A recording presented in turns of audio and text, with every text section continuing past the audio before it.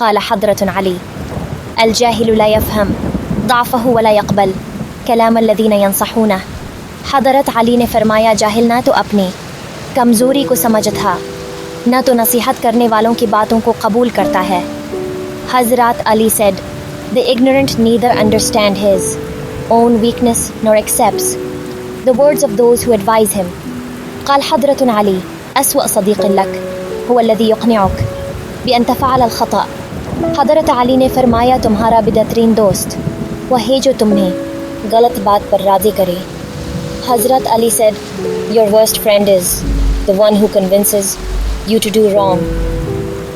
سأل أحدهم حضرت علی قال حضرت علی: إذا نسي الإنسان فلا ينسى ومن نسي ليس له۔ حضرت علی سے کسی نے پوچھا اگر کوئی ہونا بھول جائے تو کیا کیا جائے؟ حضرت علی نے فرمایا کوئی اپنا ہو تو وہ کبھی نہیں بھولتا اور جو بھول جائے وہ اپنا نہیں ہوتا۔ Someone asked Hazrat Ali what should be done if someone forgets to be. Hazrat Ali said, if someone is his, he never forgets, and he who forgets is not his.